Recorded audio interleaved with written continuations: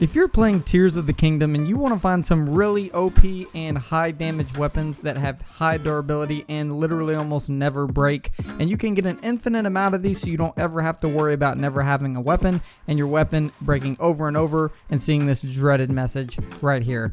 This guide is going to show you how to get these and how to get an infinite amount so you're never going to have to worry about weaponry. And some of these do 30, 26 plus 40 damage even, and they are super easy to get. So the first thing you're going to want to do is go to the Elden Canyon Sky Tower. You can discover this just to the right of Lookout Landing, and then you're going to want to grab these other two Skyview Towers right here that I have marked, as well as discover the Town right here just to the bottom right of this last Skyview Tower. Quick tip: if you are having issues getting to these towers quick, you can simply fly on your paraglider, stop completely in midair, go into your inventory and drop a wing on the ground, and as soon as you drop a wing, immediately glide forward again and you should be able to hit B and fall on top of this thing in order to fly to every tower super easy.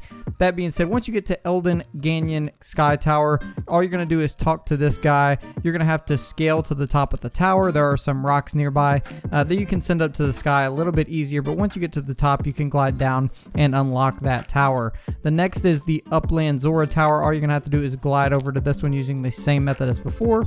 Grab a splash fruit or other fruit that you can find. There are many right around this area. Throw them on this puddle with this guy and throw them on the door. Once you do this, you're going to unlock this Upland Tower as well. Once you open the doors, you're going to be able to fly up and go to the third and final tower, the Ulri Mountain Skyview Tower.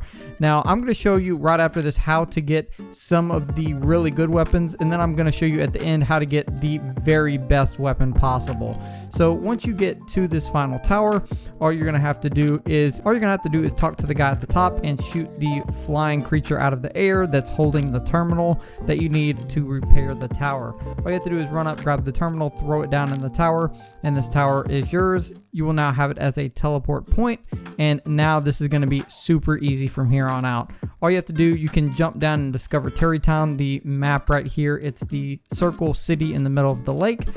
Oh my goodness. Next, what we're going to do is get a high value attachment, meaning an attachment that's going to do a lot of damage, so that way we can use it over and over and over again. So you're just going to want to teleport back to the tower right next to Town that you just came from, and look right around in the sky for the circle platform to find this boss that is a flux construct. It is a little difficult, but once you beat one, it's super easy. So all you have to do on these guys is grab the cube that looks different than the rest and pull it out using Ultra Hand. And once it hits the ground, just start smacking it over and over and over again to do a ton of damage to it. And then eventually, this is going to take a minute if your weapons are pretty poor. The second phase of this fight is a cube. So you just have to avoid the cube rolling and the cube stomps. And again, just pull the cube out with Ultra Hand and do more damage to it this way. After you keep doing this for a while, it should get a lot easier and you're going to get used to it super quick. The third phase is when it's in the sky. All you have to do is dodge this initial attack where it shoots out these blocks. Just use your rewind ability, jump on the block. It will take you right back up to the top of the platform, and from here you can just smack this block without actually removing it, and it lets you do a lot more damage this way while you're already up here. And then eventually it will break and you can do additional damage, as you can see here. Once you beat this flux construct one time, this game is going to get so much easier and better for you. I literally promise you. So what's this flux construct breaks? You're going to get this loot. You're going to get a bunch of Zonai charges, some items, and you're going to get this attachment that's laying on the ground. Now you want to go ahead and attach this to a weapon for now, so that way you have it in your inventory. But ideally you want to attach this to a sturdy stick, which you can find at any goblin camp, as long as you go and defeat some goblins. Or cut down trees, but goblins is the primary method. And once you get rid of a couple of these and kill a couple of these guys, you're going to eventually get a couple sturdy sticks. And this is important because sturdy sticks have a high durability effect on them, meaning once you attach it to this high legendary type attachment that does a lot of damage, you have a high damage weapon that's almost never going to break. I mean, it takes a decent bit to break these weapons. You can basically stack these almost to infinity. So you can see I got some sturdy wooden sticks here. I believe I got 2 or 3 just from one of these fights. And again, you can also acquire these from cutting down certain kinds of trees in certain conditions, but I would just stick to gathering them from the goblins. Now once you have some sturdy sticks and that attachment on a weapon, or you already had sturdy sticks in general and you could just fuse it to the sturdy stick initially. If not, you're going to want to go down here to Terrytown, which is the key part of this whole thing. You're going to talk to this guy Pellison, and what he actually can do for you is break apart weapons into their regular part and the fused part, or the attachment. And since the original weapon is the only thing really that breaks, you're going to get a full health attachment back out of it. So once a weapon starts to break on you, just save it in your inventory, don't use it again. Use and go through a couple of your weapons, come back to this guy and break apart your weapon and get the attachments back, because the attachments are the valuable part here. Once you get done with that, you're going to have the full attachment here in perfect health. You're then just going to get one of your base sturdy wooden sticks that had the extra durable perk on them, and you're going to fuse it with this attachment. Now you can do this with a bunch of different weapons. Now the sturdy stick is the best, and there's a bunch of levels of this actual attachment that you can get that do more damage over time, depending on the actual level that the attachment is.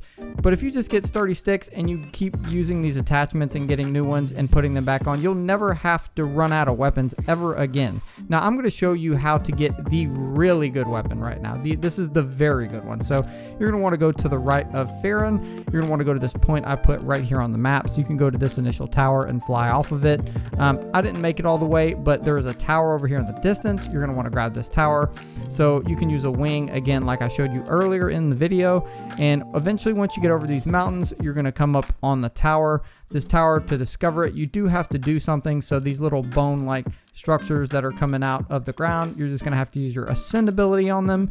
You're going to go up, and once you get through this initially, you're going to go to the top of it, and you're going to be able to jump in the area where the tower is to complete the first step of actually getting in there. There is actually one more step. So once you get in here, you're going to see thorns are blocking the door. Since thorns are blocking the door, you're just going to grab a plain flat plank. You're going to drop it down on the ground, and you're going to build 4 legs, or if you get lazy like me, 2 legs around it. And what you're trying to do here is to cover up the rain. So you need to essentially burn these thorns to get in the door, but you can't do that because the rain is making them wet. So you're just going to cover them with this platform. And if you actually do it right, unlike me, you only have to do it once instead of move this thing 3 times around. But then you just throw something fire at the door.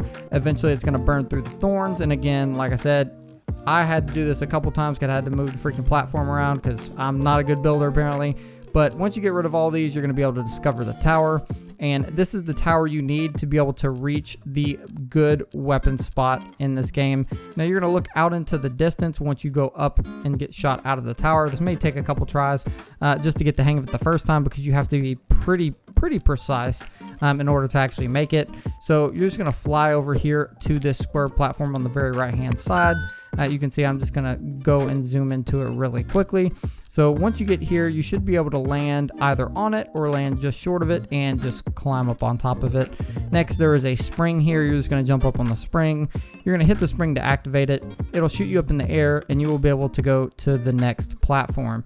Now, there is a Zonai device thing here that has a bunch of good stuff in it, so I recommend using it when you can.